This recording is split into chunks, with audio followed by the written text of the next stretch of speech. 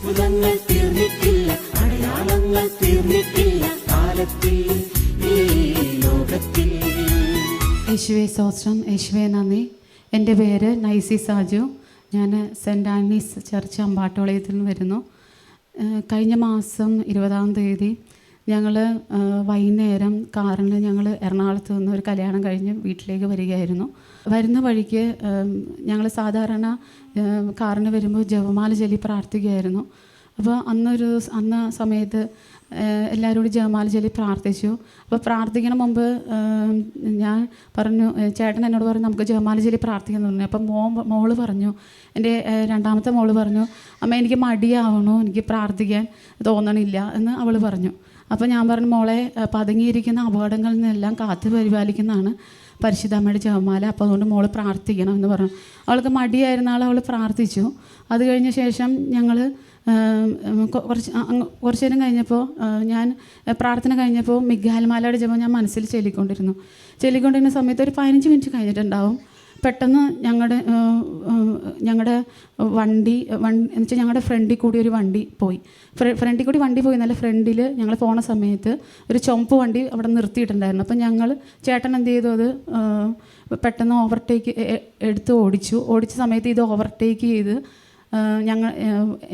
ഞാൻ ഇരിക്കുന്നത് പുറകിലായിരുന്നു. അപ്പോൾ എൻ്റെ ഞാനിരിക്കുന്ന സൈഡിൽ തന്നെ വന്ന് ഇടിച്ചു.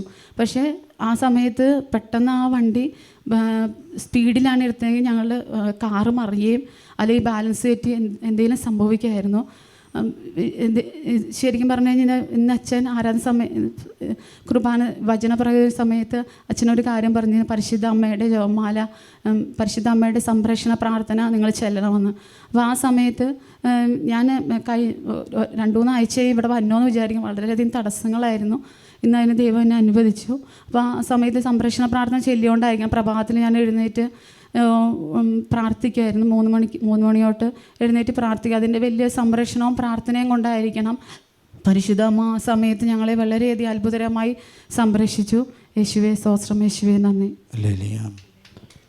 എൻ്റെ സംരക്ഷണ പ്രാർത്ഥന നിങ്ങൾ ഒരിക്കലും ഒഴിവാക്കരുത്.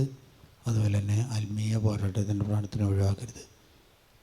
സംരക്ഷണ പ്രാർത്ഥന നിങ്ങൾ ചൊല്ലിക്കഴിഞ്ഞാൽ നിങ്ങൾക്ക് റോഡ് അപകടങ്ങൾ, മുങ്ങി മരണങ്ങൾ, അഗ്നിയിലൂടെയുള്ള അപകടങ്ങൾ, കള്ളന്മാർ, കൊള്ളക്കാർ നിങ്ങൾ ഒരിക്കലും ആക്രമിക്കില്ല.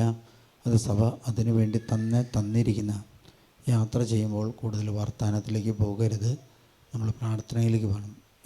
യാത്ര ചെയ്യുമ്പോഴാണ് സാധാരണ കൂടുതൽ നമ്മളെ അപകടത്തിലേക്ക് നീങ്ങുന്നത്. ഈ കാലഘട്ടത്തിൽ ഏറ്റവും കൂടുതൽ അപകടം നടക്കുന്ന കാലഘട്ടമാണ്. മരിക്കുന്നത് ആരാണ്? യുവതിവാക്കളാണ് കൂടുതൽ മരിക്കുക. അത് വരും തലമുറയാണ്. അല്ലേലിയ. അതുകൊണ്ട് നിങ്ങൾ യാത്രയ്ക്ക് പോകുമ്പോഴോ ഉല്ലാസത്തിന് ഇതിനു പോലും പ്രാർത്ഥന ഉപേക്ഷിക്കരുത് എന്ന് പ്രത്യേകമായിട്ട് ഞാൻ അപേക്ഷിക്കുകയാണ്. അല്ലേലിയ.